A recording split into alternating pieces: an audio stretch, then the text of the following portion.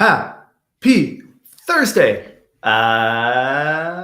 Welcome to Go Find Yourself. JD Gagnon here.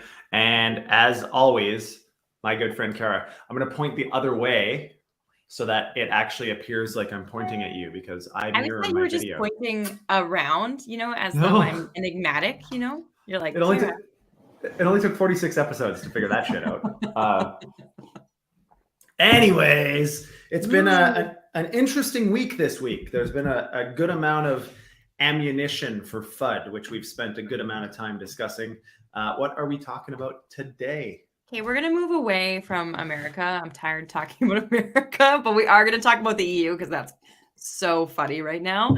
And then we're going to talk about some actual DeFi updates. So what is Maple Finance doing? What is Warrant doing? And some things about actual physical mining assets.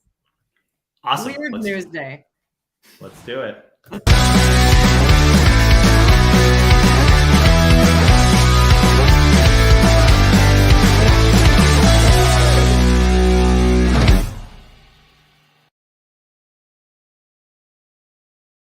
All right. Welcome back to another beautiful episode of Go FUD Yourself. And I believe tomorrow you're doing it sans me. That's right. You're out. I'm replacing you. I got the boot for tomorrow. Who do we have on deck for tomorrow? We have MiCA from Certicay. Nice. Yeah. MiCA's wicked. But yeah, that'll be a good chat. I'm a little jelly that I'm not going to be on. It's like, this is probably my favorite thing to do, honestly, is Go Find Yourself. It's like the best part of the day every day, just to talk shit. You don't want to log in from a plane? You don't want to get like plane Wi-Fi? Well, I'm flying today actually, but I will be nowhere near a computer at that time tomorrow. So we will have to do it without me. Actually, there's a few without you coming up, and we are going to promo some of those guests. And I don't know, if there's someone that you want to see replace one of us, you should tell us that too, because I am not above being replaced. Yeah, you do most of the work here though. So I mean, yeah, we're kind of screwed if you get replaced. I'm easy to replace because I don't really do much. I just show up and talk. But anyways, years of knowledge. All good. Okay. Years of knowledge. Yeah. I don't want to say it's a slow news day, but a lot of the news is surrounding the same things. So that leads me to believe that there's going to be a ton of FUD about those specific topics. And I can't help myself but label everything in international news the crypto arms race. Because at this point, I'm so focused on crypto that any international news to me feels like it's going to impact the crypto ecosystem and is part of the arms race. But what you're probably seeing in the news today is that the EU Parliament approved crypto licensing and fund transfer rules. This is called MiCA. So it's rules about crypto assets. This has been in the works for about 3 years. If you want specifics about what is going on in this bill, I will outline them a little bit, but it's the articles that you'll find are directly from their site from June 2022. So it's not as though these rules are new or like we didn't see them coming, but it's interesting because now they're official in like quite a wash of a vote. They have been voted in. This is what's happening in the EU. This is what's happening in all of the EU nation states. And people are both stoked and not so stoked. We're stoked because now we know what's expected. There's regulation. People know how to act. But the big anti-headline is that this marks the end of the crypto Wild West. Which I'm stoked about. I mean, sort of. This is kind of like, it's kind of what we should expect everywhere, I think. Like we're all saying, okay, let's cut the crap and let's get to some sort of conclusion here. But no matter what the conclusion is, if it's not the status quo, which it won't be, there's going to be a solid contingent of maxis that are going to have a massive philosophical hurdle to get over. Again, we've been saying this for a long time. I mean, to me, this is a huge step. This is a fairly large region of the globe with some fairly substantial financial prowess and capacity. So this is great. I think this will help hopefully inform some hegemony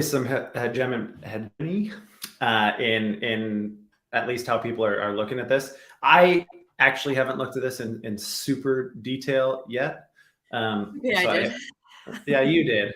But I mean, yeah, people are going to be annoyed, but this to me is a positive step, I think. And the way that they went about this, they did actually take quite a bit of input from industry and from different participants. I don't know about recently, but I know in 22 they were meaningfully engaging, and I know quite a few people actually, had a voice in that, which is great. So hopefully, at the very least, they made these decisions understanding what the impacts of them might be on the space. So yeah, Wild West is over, in my opinion. Great. I don't know. So, okay, you're not going to like all of it. So markets and crypto assets, most of it is about protecting the consumer, right? And even most of the news that's coming out now is saying, oh, this is so that FTX can't happen in Europe. It's so that what we're seeing in America doesn't happen in Europe. And that's totally great. And you can absolutely point fingers that way, except that they have been developing it for 3 years. So it's not really fair to be like, this is spurred by some sort of recent scam event. But a lot of the claims, a lot of the stats are that first-time investors get rugged the most. And this is to protect first-time investors. And so a couple things that people are going to be fine with is like anti-money laundering. Most of us who are participating in this space are not actively criminals or trying to be criminals, so that's not such a big deal. A lot of the things are things that we thought we would see anyways, like KYC, which is part of this won't be the Wild West anymore, as you can't be quite so anonymous, and people are a little bit upset about that. But the one that I know you're going to hate is that when there's a crypto company now and they apply to be in the EU, they have to include their climate impact. So they are trying to bring the concept of crypto through all of the rest of their laws and to be in compliance with the regular laws, which I kind of like because it shows me that they think it's here to stay. Yeah, they're taking it seriously. I mean, I obviously have a fairly strong opinion on all this ESG nonsense. I do agree that as a society, we need to focus a hell of a lot more than we are on climate and on the environment in general. But I also don't subscribe to the fear mongering. And my point, here's a point that proves my case entirely, is if we were actually worried about the oceans rising by a significant amount, do you think that global banks would be giving 30-plus-year mortgages on coastal properties with no clauses, and insurers would not be insuring? Like, this is like it's insane to me that we're actually. Now you trust the banks, JD? No, I don't. I don't trust the banks, but I mean, for that reason, that proves my point even more. Is that if they had any indication, they would be trying to hedge their bets, and they would just stop lending. Now, I don't want them to do that, of course, because I'm 10 feet from the water. But so that would obviously be a problem. But the point is, this ESG thing to me is very interesting. Like we saw in the Gensler hearing, or whatever you want to call that, deposition, interview, whatever it was, committee hearing, I guess is the official phrase. But he was getting some pressure about the ESG requirements, reporting requirements, and he said, well, yeah, some people are voluntarily reporting this. Okay, cool. So if I voluntarily report the color of my underwear, does that mean that everybody has to now do that from going forward just because I do? No, that's ridiculous. Anyways, what's your underwear? Black, always. Maybe TMI, I don't know. But anyways, so I mean, that's obviously a ridiculous anecdote, but it's kind of similar. And so are our financial markets regulators experts in the environment? Are they scientists? Do they employ scientists? And the answer is no, they don't. They employ economists, but economists don't have the expertise in identifying if this is actually meaningfully important. Anyways, the amount of waste in this ESG, like cost-wise and reporting-wise, is unfreaking believable. And if you don't participate, and I talked about this before, I can't remember if we talked about this in the stream, but even things like the Bud Light, Dylan Mulvaney, all that kind of stuff, like everybody's saying, well, why would Bud Light do that? Like their user base clearly is not going to be super aligned with transgenderism. And the answer is they don't have a choice. They're publicly traded. There's ESG requirements for them to maintain certain exposures on these markets. And they have no choice. They have to pander to this nonsense. Anyways, I don't want to spend the whole time talking about this, but I don't know. I think you do. I've spoken to you before, and I know you will spend more than a half hour talking about. Well, I'll spend half an hour talking about anything. But you make a really good point that I think is interesting here: is are they actually hiring scientists to talk about what climate could be? Is biz line that people should look at? Of course, I get rugged immediately. Yeah, you're back. You're good though. Okay. So I wonder if this is going to end up just being fodder, like everybody uses the exact same paragraph while they apply, or if they are actually going to be required to have some sort of specific. Yeah, you're getting rugged. I know what you're saying though. Like, is everybody just going to say, yeah, we do this, we care about the environment, and expect that to be okay? Or is there going to be some actual analyses? In this particular case, at least my cursory understanding of how these rules are established is I don't think it's the same as ESG in North America currently. It's probably more on everybody's major complaint with cryptocurrencies has been the computing electricity required for proof of work. There's only meaningfully one remaining major proof of work blockchain, and over 50% of its miners are energy efficient, like are green. So hopefully it ends there. Like, hopefully you just have to say, hey, there's some analysis that you have to do when you're first launching, saying we're a proof of stake, like we're the electricity consumption of this ecosystem is no different than everybody running a computer or something. I hear you say, I hope it ends there. And in some way, I agree. And in another way, I'm like, I hope somebody goes beyond their due diligence and comes up with something wild and innovative, like because of this. Unlikely, but I can be hopeful. Okay, the other thing that this new MiCA brings in that I really like is about NFTs, because they are actually recognizing that NFTs are not necessarily the same as other types of tokens. And I talk about this strictly from utility, not necessarily from the NFTs that you might hold today, but they are saying that NFTs are not covered by this law unless they are acting directly as a token, and that they will spend another 18 months of consultation before they come out with rules and legislation about NFTs.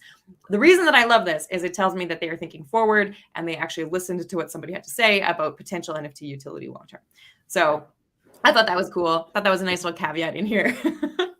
Well, and it's important to make the distinction, I think, and you raised a good point. But I mean, NFTs, in the way that most people think about them, in terms of like PFPs and like generative art and stuff like that, nothing wrong with that, of course.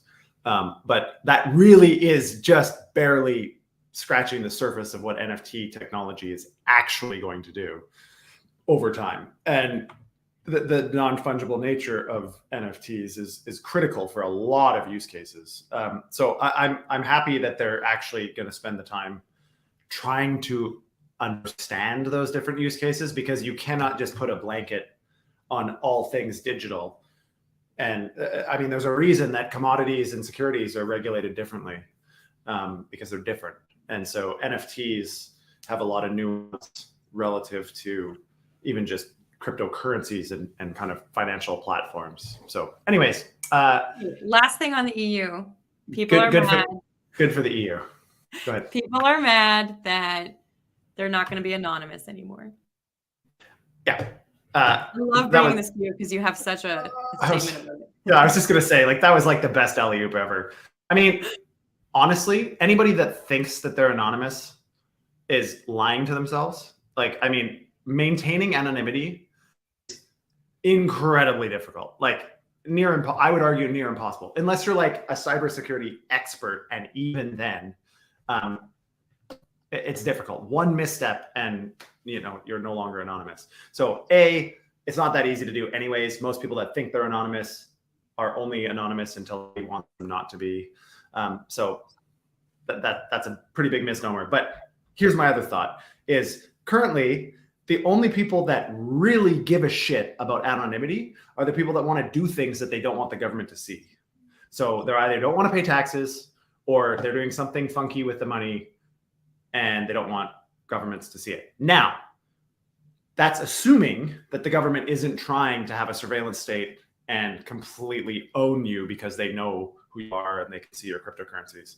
So I understand the anger from some perspectives, but honestly, for the amount of people that are really solid individuals, stand-up members of society, most people don't give a shit about their identity being available to regulators at the very least. Obviously, we don't want our identities to be spread with everybody publicly, but with regulators and to be able to use these platforms, like imagine going to the bank and opening a bank account and not wanting to give them an identification. Like they would just be like, no, absolutely not. Like that's just doesn't happen. And so it's the same thing. Well, it used to be the same thing where, can you imagine going to vote in a federal election and not be asked to prove that you're a citizen and who you are and that you're alive? Well, up until about 10 minutes ago, that was the case globally, but for some reason, identity is not that big of a deal election-wise, at least in the US. But anyways, like this also helps abate a lot of the major problems. We talked about DeFi TVL being between 40 and 50 billion over the course of 2022, 2023, and 4 billion in exploits over the same period. Exploits become orders of magnitude less likely because if you can connect my identity to my wallets to use your platform, if I don't provide my identity, I can't use your platform, can't exploit it. If I do provide my identity and I exploit it, you know who I am. So, I mean, there's a lot of like supplemental benefits to this if people get over the initial F the government, F the tax agencies, all privacy and anonymity. Yeah, of course, we all want more privacy than we have. But I mean, you have to think objectively and rationally about this. And so, in my opinion, this is good. Okay, last crypto arms race thing for today, because let's do it. I know that you don't love this one because it's a little bit weird, but it's important to note that Hong Kong has recognized crypto as property in the Gatecoin case. The really big deal here isn't that they've done it. It's that the decision is aligning with other countries. So people see this as a big step for Hong Kong. The gist of this is that you can leave crypto in trust. I guess that means that Ethereum doesn't live in the ether. So this isn't really a surprise to anybody who's active in the space. But they're doing the same thing as China and the UK. This is probably going to be the most streamlined version of countries agreeing on regulation ever if China and the UK are in together on it. Yeah. This originated, as far as I understand, from actually the tax treatment, not necessarily from a securities or regulatory perspective from any other paradigm. So it's essentially, if it's property for tax purposes, then there's a whole bunch of tax treatments that then become clear. I mean, in the US and Canada, actually, this distinction has generally been made also. So it's not like it's completely out in left field, but it is good. I totally agree that I think, again, Hong Kong, we talked about this, I think yesterday, where it's like, well, do I trust Hong Kong? Because they kind of can be a puppet of CCP in many ways, whether they like it or not. No, but again, to your point, which was very nicely made, I think just seeing, again, some hegemony here between Hong Kong, China, UK, arguably Canada, US, Europe, that's good. Finally, we've got some agreement on something. Some semblance of agreement, yeah. So all in all, that one's a weird one because like I feel like it's news kinda, but it's kind of like, okay, I don't know. Anyways, it is definitely, in terms of the crypto arms race, it's a step in the right direction, and hopefully it informs as many other jurisdictions as possible to come out and make this distinction. What's cool in this particular case is it's not just the rule, it was also validated via the courts, which that's, I think, more interesting to me, is that not only did they have this rule, but now that they've actually applied it and we've had a justice, I believe it was a justice, they call her that, I can't remember, a judge or justice, rule on it, that creates precedent, right? And so that's valuable as it can be. Are you ready to spend 10 minutes talking about updates in DeFi? Yeah, let's do it. 10 minutes talking DeFi. Maple Finance brings TradFi to DeFi with Treasury Management Pool. Did you read about this? Yes, a little bit, but I'd like to hear your thoughts on it. What do we got? So it's pretty straightforward, but there's a Treasury Management Pool now, and basically you can't default on your DeFi loans via Maple. That is the general gist of it. If you default, they have checks and balances in play, and you won't be able to keep trading. Yeah, Maple. That's all I got for you. Yeah, so Maple, I'm a big fan of Maple generally. They've had some challenging times, obviously, over the last couple of years, but they really are trying to bring a lot more sophisticated financial products to the space. And so I'm a huge fan of this.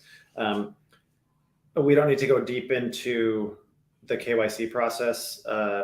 If it's a treasury management pool, it's generally not KYC, it's KYB. And I have never seen a KYB that's 15 minutes. So that's part of the, so they want everyone to be way more legit, right? Yeah, of course. That's the DeFi thing is they're like, okay, what can we actually do that will make banks approve of what we're doing? How are we going to buy T-bills as a DeFi company? How are we going to have DeFi people invest in TradFi? And so it becomes this little cycle. Yeah, and I mean, I think this is smart. And I've had this thesis to anybody that will listen. I just don't see a world where it's not a hybrid of DeFi and TradFi. And blockchain finance, I believe, is the blockchain finance is the term we've coined. But yeah, I mean, obviously, it's got to start somewhere. It starts with these kind of somewhat niche products to begin with, and then we get some scale, and people start to believe, okay, this can be managed programmatically, and it can be managed via smart contracts, and we're comfortable with that.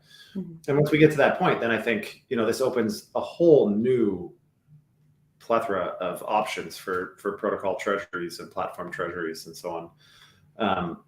And I don't mean treasury as in like T-bills. I mean treasury as in example, a DeFi protocol has a treasury, which is effectively assets on their balance sheet, cash. It's not cash, but a crypto equivalent. And what do you do with that? Do you put it to work somewhere? The biggest challenge for most is, okay, you put it to work, but what are the risks? Like this is your operating assets. So anyways, huge fan of this. I'm excited to see how it evolves. I think it's a really, really, really solid tool. And you can do a lot more if it's a hybrid and there's KYC and there's, meaningful AML. So it'll be interesting to see what happens. It's kind of my thought on it. Okay, our next one is 1inch. 1inch has had a lot of updates recently, but they are launching on Era and they're releasing a limit order trading bot. Yeah, so 1inch has been really fun to watch over the years, I think, because they had a really slow start for like the first year and a bit of their existence. And where many protocols will just fold, they persevered. And so it's a bit of a Cinderella story, so to speak, but it's kind of interesting. And they all of a sudden, when they got the trading or when they got the aggregator and limit orders sorted originally, no one could compete. It was amazing. It worked. They had great reach. They had good customer acquisition strategies. They have great technology. They have that degen branding that works really well, at least did work. We'll see how long it continues to work for. I'm a big 1inch fan. They are raising a massive round. They did raise a massive round. So all of these updates lately, I think it was in 2021? Yeah. So it was a huge round. I remember hearing about it at the time going, holy shit, like what on earth are they going to do with all that money? But now we're seeing it. Yes, they're going to do this. Yeah. They're going to launch zero knowledge, and then they're going to build a limit order trading bot, and they're going to do some more stuff. Yeah, I think they're doing this among other things. Like there's been a lot of 1inch updates lately, expansions to different ecosystems and evolutions on their products and so on. Big fan. What I would love to learn about 1inch is what their regulatory exposure is, because they're doing things in a unique way that I think actually might make them outside of regulation to a certain extent. But I would be curious to have that conversation. Maybe we'll have to get somebody from 1inch on the pod one day. I'd love to know why they aren't banned from Twitter ads than I am, but Yeah, we have different priorities. so somehow we get banned from Twitter ads for doing nothing, and we see all these other platforms that have tokens and that all this other shit, and they're advertising in way different ways than we would have. But anyways, yeah, I totally feel you on that one. I'm teasing. All right. Okay, next one is Intel is not going to continue producing their Bitcoin mining chip. They've only been producing it for a year, and who cares? So, yeah, this I've got a tin hat a little bit on with respect to this one. To me, this is incumbent jockeying. The only reason Intel would stop making an asset or a hardware implement that works so well and is highly profitable for them is if they have other people saying, hey, we're not going to purchase as much or more of your hardware if you don't stop selling these things. I have no choice but to believe it doesn't make sense that they would get rid of this business line. It's highly profitable. It's in fairly high demand. So there has to be some motivation as to why they're canceling. Same as NVIDIA. They're saying it's not that profitable because it doesn't have to be replaced that much. And as you said earlier, a lot of the proof of work has moved to proof of stake. And yeah, I mean, I do agree. But at the same time, it still does need to be upgraded. Like, I mean, the complexity of the mining equations that you have to solve to be successful for Bitcoin continue to go up. Generally, difficulty goes up over time. And that with that increase in difficulty, you need greater computing power to be able to participate meaningfully. So this is like, I don't know. I feel like it's a bit of a like, hey, look over here because we don't want you to see what's happening over here. And I kind of disagree with this a little bit. It's the same thing with NVIDIA coming out and making such a firm statement. That one was weird. Like, to me, this is a lot of like incumbent jockeying, TradFi incumbents, saying, hey, and governments. I mean, all it would take is the US government to say, hey, stop selling Bitcoin mining rigs, or we're not going to, buy any chips from you ever. And they don't have a choice. So anyways, that's what is happening here. But last news of the day, Pepe the Frog token becomes 6th largest meme coin by market cap. So full transparency, I don't know a ton about this, honestly, because I don't either. I just love reporting on things that have both Pepe and Doge in the first sentence. I am not a shitcoin connoisseur. I know some people that make ridiculous amounts of money by aping in quickly in all of them.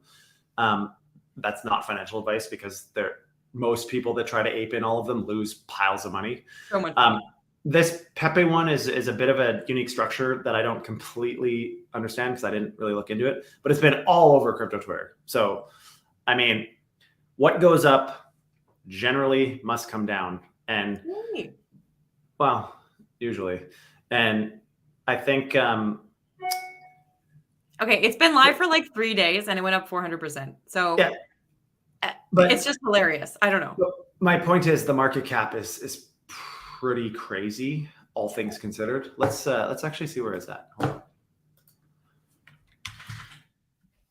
It is at 100 million valuation after 3 days with literally no meaningful use case.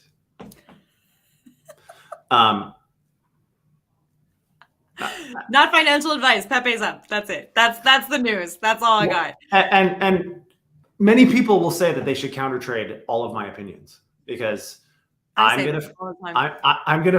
also faded GMX. I also faded Ohm at first. Like I faded a lot of these like weird things. I'm like, this is never going to work. This is ridiculous. And then everybody I know makes a buttload of money and I'm on the sidelines feeling great about my decision not to. So anyways, not suggesting that Pepe is a horrible project. I mean, obviously we've seen what Shiba and Doge can do as meme coins with no utility really. Well, they're starting to build utility now, but they never had utility before. Anyways, long story short, it's fun. I think it's interesting because it gets crypto Twitter fired up and talking about something other than hating each other and a whole bunch of squabbles over who's the better maxi. Anyways, all in all, I like Pepe the frog. I like the frog. I think it's cool. Yeah, we know. We saw how much you like Pepe with your Pepe costume. Yeah. Okay, that's it. That is Go FUD Yourself. You got crypto arms race news, you got some DeFi updates, and one token update. We're trying to diversify. Yes, spread it around, spread the love. Anyways, you guys have a beautiful show tomorrow. Everybody have a wonderful weekend. I will not see you tomorrow. No FU Friday for JD. No FU Friday for me, but that's okay. It's okay. It's better this way. You know, again, some fresh blood, fresh. Anyways, yeah, get some fresh ideas. Get some fresh ideas in here. Kiara, have a beautiful rest of your day. Everybody else, beautiful day. Like, subscribe, smash all that shit. Support us in every way that you can, and go FUD yourself, Kiara. FUD off.